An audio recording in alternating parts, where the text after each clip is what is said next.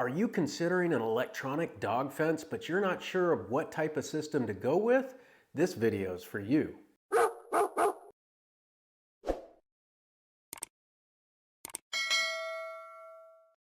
Hey folks, it's Adam with Outdoor Pet Solutions. I've been installing electronic pet containment systems for my customers here in the Middle Tennessee area for over 20 years. And even though this type of dog fencing solution has been around since the 1970s, over the years I've come to realize that many folks still don't have a good grasp on how this technology works and how to properly utilize it. So I started this YouTube channel for folks just like you who want to do their research in hopes that I educate you appropriately so that you can make a sound decision of what's best for you and your dog. In this video, we're going to discuss the different types of technology that are currently available and how these different technologies are designed for different applications. So there's basically three different types of technology that's currently available when it comes to electronic dog fencing. And there are a lot of different terms that are loosely thrown around to describe this type of pet containment solution. So sometimes it can be a bit confusing as to exactly which type of technology is being referred to. Invisible fencing or invisible dog fence is actually a trademark name owned by Radio Systems Corporation. They own the installation franchise Invisible Fence brand. So if somebody's referring to this type of fencing and they use the term invisible fence, they very well could be talking about that specific product line, or they could be generically referring to this type of pet containment solution.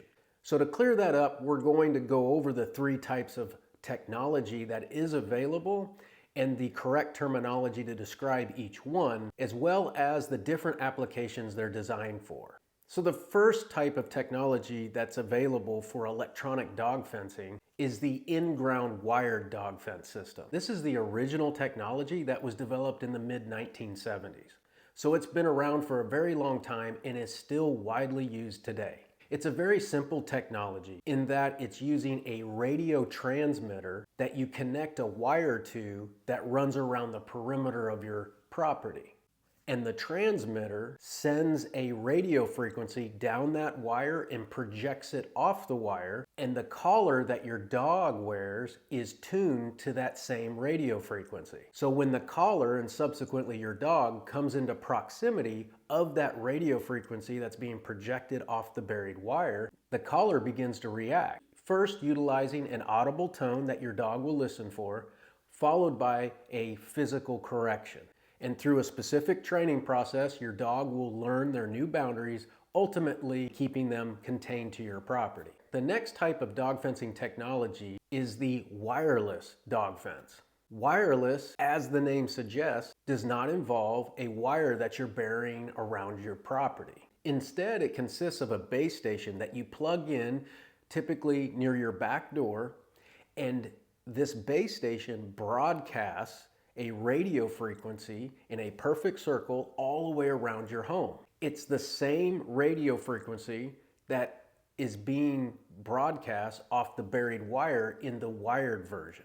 But instead of the collar looking for the radio frequency and begins to react when it picks up the radio frequency, with the wireless fence system, it's maintaining connection with the radio frequency within that set field that's projected all the way around your home. It's once the collar loses the radio signal, it begins to react in the same way with an audible tone followed by a physical correction. And again, through a specific training process, you will teach your dog their new limitations. And then the third technology is GPS dog fencing.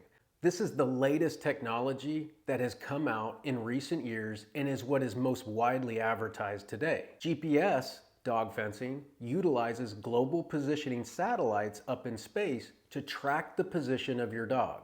And typically, through an app on your phone, you'll lay out the fence parameters around your property and then begin training your dog where those limitations are. The system is constantly tracking your dog's position, and once the system has determined your dog has ventured beyond those stopping points, it will activate the collar, again with an audible tone, followed by a physical sensation. So those are the three types of technology that are available. So how do you choose which is best for you? We're going to go over my opinion as to how these different technologies should be utilized to best take advantage of how they function. We'll also touch on some of the shortcomings to each one of these technologies, and then that way you have a good understanding of the advantages and disadvantages of each so that you can make a logical decision on what's best for you, your property, and your dog. We'll start with the GPS dog fencing. I highly recommend folks who have properties that are very large. If you have a large property, 5, 10, 15 acres or larger, then the GPS dog fencing should be something you're looking into. The main advantage to this type of dog fencing is that it can cover a large area with very little installation effort. There's no wire to have to physically install around the perimeter of your property. So you could imagine if you have a really large property, burying that cable is going to be a bit challenging. So quickly pulling your property up via the app and setting up the fence parameters is a very quick way to instantly have a fence set up so you can go right into training your dog. There are a few things you need to consider on how this technology works so that you set it up appropriately to keep your dog safe. Keeping your dog safe and happy on your property is the ultimate goal. So regardless of the technology, your sole focus should be on the well-being of your dog. So when utilizing GPS dog fencing technology, you need to realize that a satellite up in space is trying to track your dog's position. And if you do some research on this type of dog fencing, you will see that people are experiencing a shift in the set boundaries that they have predetermined for their dog from one day to the next. And this is typically due to different weather conditions. So on a cloudy day, the system's going to have a harder time pinpointing your dog's exact location as compared to a clear sunny day. Your dog may be able to venture further out on a cloudy day than they would on the clear day. And if you live on a very small property, you're going to run the risk of your dog possibly getting out into the roadway and risking getting hit by a car, resulting in injury or worse. That is the reason I suggest this type of dog fencing only for large property owners. That way they can dial in the fence parameters well within their property lines, say 50 to 100 feet. Their dog will still have plenty of room to run and play around the large property, but on the days where that boundary can shift, your dog won't make it all the way outside of your property, out into a roadway or into a neighboring property, thus maintaining the safety and well-being of your dog at all times. A couple of other things to consider with the GPS fencing is the battery life. So because it's maintaining constant contact with a satellite up in space, it tends to have a much shorter lifespan in between recharging the battery. Some of these systems last only a day or two, and that will vary from one manufacturer to the next. So do your research on these GPS dog fences. Pay close attention to the collar life between charges. And then the last thing to consider with the GPS dog fences is that in order to utilize all the features of the fence system, most of them require you to sign up for a subscription. So you'll either be paying monthly or annually to continue to use all the features built into the fence system. So to recap, if you have a large property, 5, 10, 15 acres or so, or larger, then the GPS dog fence may be a great solution for you. But remember to set the stopping points of your dog well within your property lines, research the battery life on the collars, and consider the subscription that may be required to use the product. Moving on to wireless dog fences. So the wireless dog fence is another DIY friendly setup that you can set up within just a few minutes. It does not require an app on your phone, it does not require any subscriptions, and it's very easy to set up. I recommend this type of dog fencing for folks with smaller properties up to about a half acre, or for those that are looking for portable pet containment solutions for when you're traveling, such as folks that like to go camping. You can easily set this dog fence up around your campsite and have an immediate containment solution on the go. Some of the things that you should consider with the wireless dog fencing is that it is limited as to how large of an area it can cover. That's why I recommend it for folks with smaller properties. And the area that it's covering is actually a perfect circle all the way around. So it's a bit limited as to the shape you can set up of the fence. As most of us who live on smaller properties are in typical neighborhoods that have properties that are narrower than they are deep. So typically your backyard goes back further than the sides of your property. Unfortunately, we don't live on perfectly circular properties, and for that reason, setting up the limitations for your dog while trying to maximize your property can be a bit challenging. For example, if your property is narrower than it is deep and you want to give your dog all the playroom you can in the backyard, you're going to broadcast that signal as far back as possible. And it usually taps out at about 100 feet. But while you're maximizing the rear of your property, you are subsequently broadcasting that signal into your neighbor's property an equal distance from the base station. Therefore, to keep your dog out of your neighbor's property, you're going to have to dial that signal in, which again is going to pull the rear of that signal up closer to the back of your home, cutting off a large portion of the play area for your dog.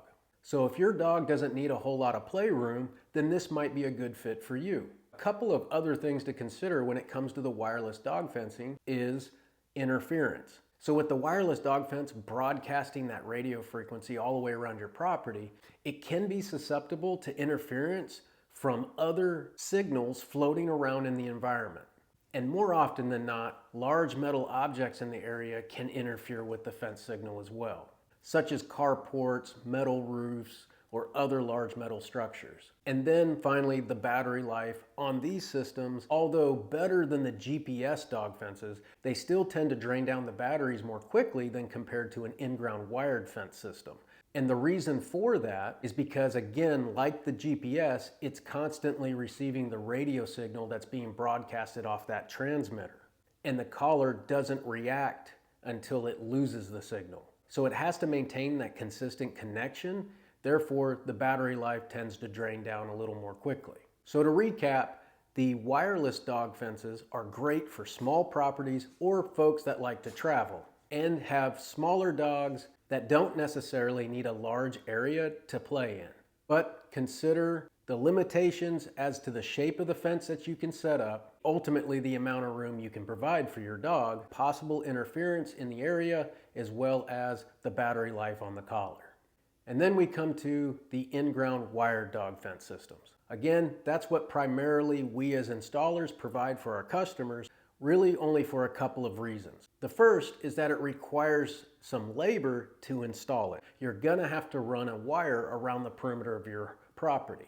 And so the demand for having someone come out and do that for you is greater than simply setting up a wireless or GPS fence system.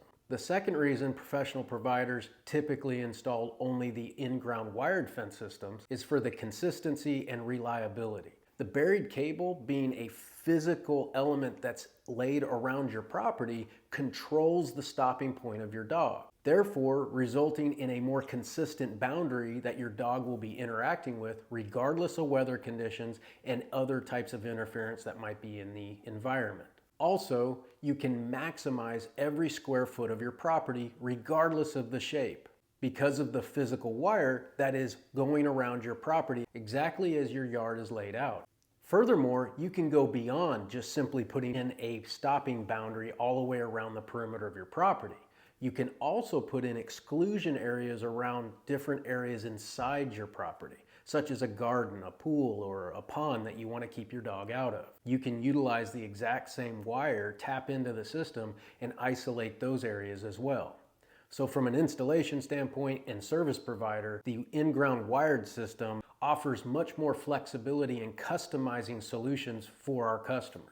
Plus, the battery life on the collars lasts much longer as compared to the other two fence technologies, the wireless and GPS, because the collar is not receiving a constant signal. Instead, it's only once the collar receives a signal at the edge of the boundary does the collar begin to react. Therefore, it's just standing idle, conserving the battery life in the collar. In the electronic dog fencing industry, there's really only been two options when it comes to in-ground wired electronic dog fences.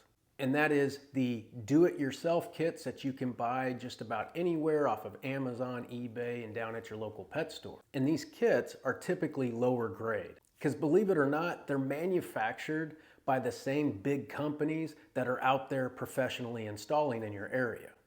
So they're not going to offer you the greatest level of quality in the DIY kits as compared to the professionally installed systems. And these DIY kits come with very limited information as to how to install the system and how to properly train your dog to stay on your property. That's where the professional companies come in and can provide a much better service to you in fully educating you on how to use the product and how to train your dog. That's when I realized there was a bit of a gap in the market. You only had the option of purchasing this low-end product with very limited support, or hiring a professional, which would cost quite a bit more money to come out and handle it for you. So I created the OPS 1000 dog fencing kit, which includes all the same high quality, commercial grade dog fencing components that I use in my professional installations, as well as my detailed step-by-step installation guide, as well as my Gentle Approach training program, the very same training program that I teach my customers here in Middle Tennessee. If you'd like a complete rundown of that fencing kit compared to the most common fencing kits that are available, check out this video here. I'll walk you through every component side by side so that you can see the difference between a commercial grade system versus a consumer grade system. And although it costs a little bit more than the typical consumer grade system, you will save a whole lot of money compared to hiring a professional to install the same grade of equipment. I'll put a link to that OPS 1000 dog fencing kit down in the description, and the pricing you see online does include direct shipping to you via UPS. I hope this video was helpful in breaking down those different fence technologies that are available and determining which technology is best for you, your property, and your dog. And as always, thanks for watching. Goodbye.